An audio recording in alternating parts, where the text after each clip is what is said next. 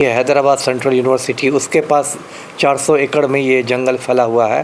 कांचा गची बावली का जंगल है और वहाँ पर एक ऊर्जा पार्क बनाने की तैयारी चल रही है सरकार की, एनर्जी पार्क बनाने की, और उसी में ये कटाई हो रही है।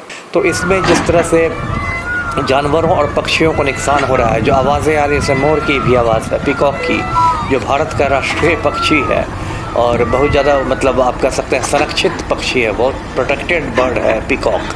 आप मोर का शिकार तो छोड़ दीजिए, आप मोर को पाल भी नहीं। हैदराबाद से दिल दहलाने वाले खबर निकल के सामने आ रही है। 400 एकड़ में फैले कंचा जंगल को तेलंगाना सरकार काट कर वहाँ एनर्जी पार्क बनाना चाहती है। इसी मुद्दे पे आज हम बात करेंगे और हमारे साथ आईपीएस अधिकारी अमिताभ दास सर हैं। सर, बैंक में स्वागत जी, बहुत धन्यवाद आपका जी। सर, हैदराबाद से एक दिल दहलाने वाली खबर निकल के सामने आ रही है। कंचा जंगल जो है 400 एकड़ में फैला हुआ है, उसको सरकार काट कर वहाँ पार्क बना रही है, बेजुबानों को अलग कर रही है, हटा रही है। क्या कहेंगे इस पर? ये बहुत दुर्भाग्यपूर्ण है और उसके जो वीडियो वायरल हो रहे हैं, उस वीडियो में जिस तरह से जानवरों और पक्षियों की चीख पुकार है जी, वो बहुत दिल दहलाने वाले वीडियो हैं और मैं तो बहुत इससे मतलब दुखी हूँ कह सकता हूँ।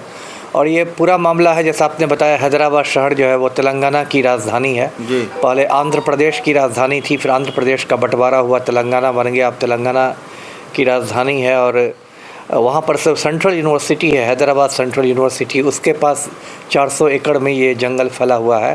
कांचा गची बावली का जंगल है और वहाँ पर एक ऊर्जा पार्क बनाने की तैयारी चल रही है सरकार की, एनर्जी पार्क बनाने की, और उसी में ये कटाई हो रही है। अब देखिए, इसमें कई बातें हैं। एक तो देखिए, इस देश में जो वन्य जीव कानून है और वन्य कानून है बहुत सख्त है। आप मतलब अपने घर में, आपके निजी ज़मीन पर भी यदि कोई हरा पेड़ लगा हो तो आप बिना उसको वन विभाग की अनुमति के नहीं काट सकते हैं। इतना ज़्यादा कड़ा कानून है। अब मुझे समझ में नहीं आ रहा है कि इसमें वन विभाग ने कैसे अनुमति दे दी इतने सारे पेड़ों को काटने की। तो ये तो एक कानूनी बिंदु है और इसको मतलब अदालत में चैलेंज किया जा सकता है, क्यों इस तरह से कटाई हो रही है। दूसरी बात कि वन्य जीवों को लेकर भी इस देश में बहुत सख्त कानून है। जो 1972 का कानून है, वन्य जीव कानून, वाइल्ड लाइफ एक्ट, वो इतना कड़ा है। दर्शकों को पता होगा किस तरह सलमान खान ने काला हिरण का शिकार कर दिया था जोधपुर में, और आज तक वो मुकदमा लड़ रहे हैं, इतना ज़ोर से फंस गए हैं। तो इसमें जिस तरह से जानवरों और पक्षियों को नुकसान हो रहा है, जो आवाज़ें आ रही हैं, जैसे मोर की भी आवाज़ है, पीकॉक की, जो भारत का राष्ट्रीय पक्षी है और बहुत ज़्यादा मतलब आप कह सकते हैं संरक्षित पक्षी है, बहुत प्रोटेक्टेड बर्ड है पीकॉक। आप मोर का शिकार तो छोड़ दीजिए, आप मोर को पाल भी नहीं सकते हैं। तो ऐसे ऐसे नियम हैं, तो इसमें सरकार को संज्ञान लेना चाहिए। भारत सरकार का पूरा वन एवं पर्यावरण मंत्रालय है, उसको संज्ञान लेना चाहिए। सुप्रीम कोर्ट को, और हैदराबाद में जो हाई कोर्ट है, तेलंगाना का हाई कोर्ट, उसको मतलब सुओ मोटू कॉग्निजेंस लेना चाहिए, स्वतः संज्ञान लेना चाहिए। अदालतों को ये मतलब अधिकार होता है कि यदि कोई नहीं भी केस करे तो अदालतें जो होती है वो स्वतः संज्ञान ले सकती है, मीडिया रिपोर्ट्स के ही आधार पर सुओ मोटू कॉग्निजेंस लेके उनको तत्काल कटाई पर रोक लगानी चाहिए, क्योंकि इससे बहुत गलत एक संदेश जा रहा है। और मैं तो राहुल गांधी जी से भी कहूँगा कि कांग्रेस के वे टॉप नेता हैं और तेलंगाना में कांग्रेस की ही सरकार है, जो तेलंगाना के मुख्यमंत्री हैं रेवंत रेड्डी कांग्रेस के ही हैं। तो राहुल गांधी को भी इसमें वहाँ के मुख्यमंत्री से बात करके इस कटाई पर रोक लगानी चाहिए, क्योंकि इस देश में देखिए पर्यावरण को बचाने का, उनके संघर्ष करने का एक मतलब पुराना इतिहास रहा है। उत्तराखंड में 1970 के दशक में ही, उस समय उत्तराखंड यूपी का हिस्सा था, चिपको आंदोलन शुरू हुआ था। हम लोग उस समय बच्चे हुआ करते थे, स्कूल में पढ़ते थे, और उस समय उत्तराखंड में जब पेड़ों की कटाई होने लगती थी तो गांव वाले जो थे, औरतें जो थी, वो पेड़ों से चिपक जाते थे कि हम मतलब नहीं कटने देंगे, नहीं तो साथ साथ हमको भी काट दो। और फिर बहुत वो सफल आंदोलन रहा, दुनिया भर में चिपको आंदोलन की चर्चा हुई, इसके बड़े बड़े नेता हुए, सुंदरलाल बहुगुणा जैसे नेता हुए, चिपको आंदोलन हुआ।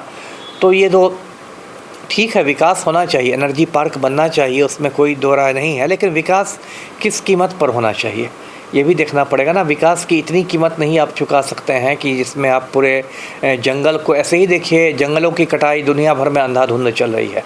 ऐसे ही देखिए पर्यावरण में बहुत असंतुलन पैदा हो गया है। जंगलों की कटाई की वजह से देखिएगा अब ग्लोबल वार्मिंग की समस्या आ गई है, अब समय पर बरसात नहीं होती है, पूरी दुनिया का तापमान बढ़ते जा रहा है, समुद्र का जल स्तर बढ़ते जा रहा है। मतलब माना जाता है कि आने वाले 25-50 वर्षों में दुनिया के कई जो टापू वाले देश हैं वो मतलब समुद्र के अंदर समा जाएंगे।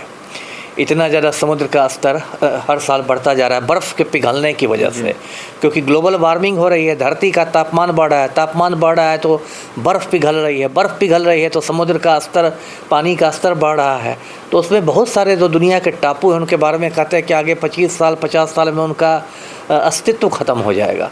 तो ये सब बड़ी बड़ी चिंता की बात है। और देखिए जो हो रहा है हैदराबाद में, बहुत दुख है। हैदराबाद से तो मेरा खास रिश्ता है, वहाँ IPS अफसरों की ट्रेनिंग हैदराबाद में ही होती है। जो राष्ट्रीय पुलिस अकादमी है, सरदार वल्लभ भाई पटेल पुलिस अकादमी, हैदराबाद में ही, मैंने भी हैदराबाद में पूरी ट्रेनिंग की है। और मुझे बहुत हैदराबाद से ऐसे आप कह सकते हैं लगाव है। 4 मीनार का शहर है हैदराबाद, वहाँ की बिरयानी हिंदुस्तान में सबसे मशहूर बिरयानी होती है। और हैदराबाद शहर हम लोग अक्सर जाते थे, उसके बाहर जो बहुत चट्टानी इलाके हैं उसमें हम लोग का रॉक क्लाइंबिंग की ट्रेनिंग भी होती थी, चट्टानों पर चढ़ना उतरना सिखाया जाता था कमर में रस्सी बांध के। तो हैदराबाद से मुझे मेरी बहुत यादें भी जुड़ी हुई हैं। और जो कुछ ये हैदराबाद में हो रहा है बेज़ुबान पशुओं के साथ, बेज़ुबान पक्षियों के साथ, ये बहुत दुखी करने वाली चीज़ें हैं। जी बहुत बहुत धन्यवाद सर।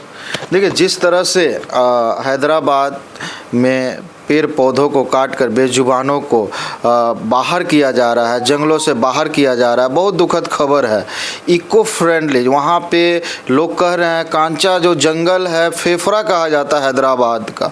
तो इस तरह का चीज़ें जो भी है सरकार को एक्शन लेना चाहिए इस पर, और इस पर तत्काल रोक लगानी चाहिए, क्योंकि जितने भी पेड़ पौधे बचे हुए यदि कट जाएंगे तो जो हमारा इकोसिस्टम है वो डिस्टर्ब होगा।